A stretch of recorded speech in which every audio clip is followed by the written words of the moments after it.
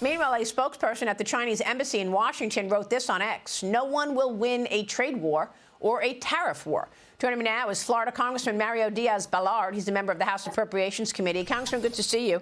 Thanks for being here this morning. Give us your reaction to these responses from Mexico, Canada, and China on Trump's tariffs. Look, they are all flipping out all of a sudden. You know why they're flipping out, Maria? Because there's actually real leadership now coming from the United States because of President Trump.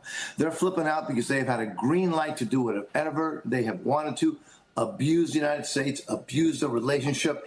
And again, thousands upon thousands of Americans have died because of fentanyl coming across the southern and mostly the southern and the northern border. And Biden and Harris have done nothing. Actually, they've been complicit in the death of those Americans. So good for President Trump. That's what leadership looks like. That's why the American people elected him. I just can't wait for him to swear in as the next president. Well, what is Congress's role in all of these tariffs? A lot of these things can be done by executive order, but I think you're going to see a lot of support, and I think bipartisan support coming from Congress to actually show leadership, to show that we're not going to be abused and used by all of these countries around the world. You know, President Trump has gotten criticism over the past because he says that the leadership in the United States has been really stupid at times. Well, look, you know something? He's right. It has been stupid. It has allowed sometimes adversaries, sometimes even allies to use and abuse the United States. That's going to end with President Trump. That's going to end because we control the House and the Senate. Slim margins, but we control. So we'll be able to bring things to the floor. I think we'll get some bipartisan support on a lot of these things that President Trump is going to bring in front of Congress. So lawmakers are facing another government funding deadline. Meanwhile, on December 20th, Speaker Johnson is pushing for a continuing resolution, which would extend the deadline into early 2025 and obviously Trump's second term. Treasury officials are now calling on Congress to unlock $20 billion in IRS enforcement money in the new budget. An official warning: if Congress does not release that money, the IRS would have to stop hiring and will run out of enforcement money during fiscal year 2025. What's your take here, Congressman?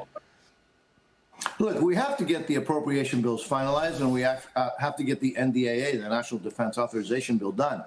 The sooner that we do it, the better.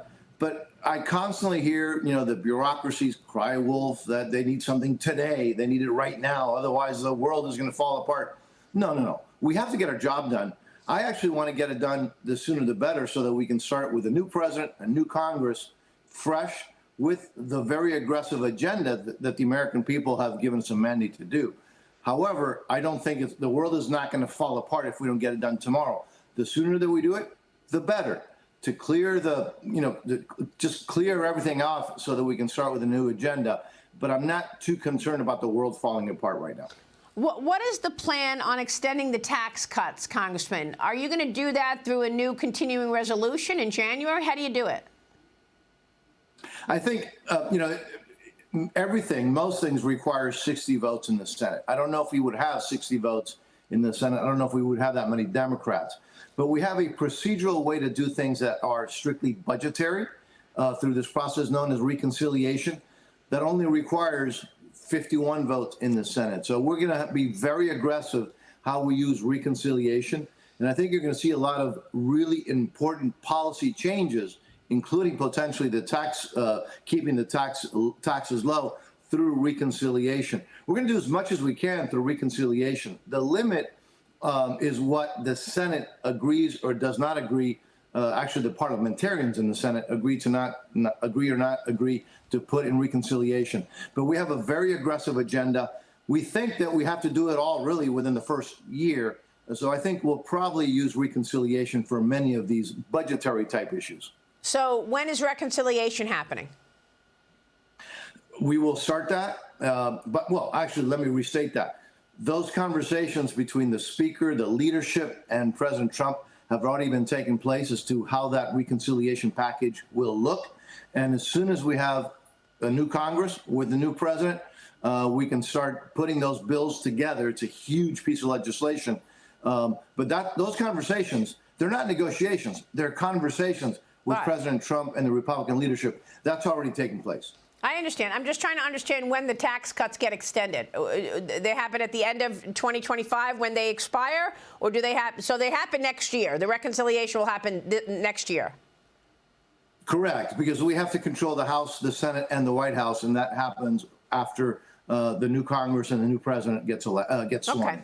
Meanwhile, Congressman, you've got the Committee for a Responsible Federal Budget estimating that in order for you and your colleagues to extend the tax cuts without adding to the national debt, you will need to come up with at least $4 trillion in offsets.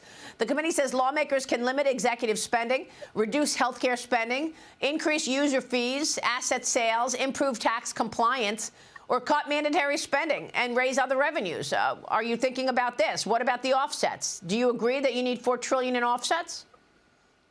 Well, Maria, you know what's not in their list? Economic growth. You know, how you really solve the problem is by getting the economy going. And you get the economy going by exactly what we want to do, which is by keeping taxes low. That's not part of their list. It's the usual thing, right? That they always talk about all the horrors, that if you take less of people's money, the world is going to fall apart. No, taking less of people's money actually creates economic growth. We saw that during the Trump tax cuts in his first term. So you're going to see this economy blossom. And unfortunately, what you see coming from D.C. a lot of times is horror stories, is talking about the horror stories that will happen if we take away, we confiscate less money from the American people. That's absurd. Can we find savings? Yes, and we will.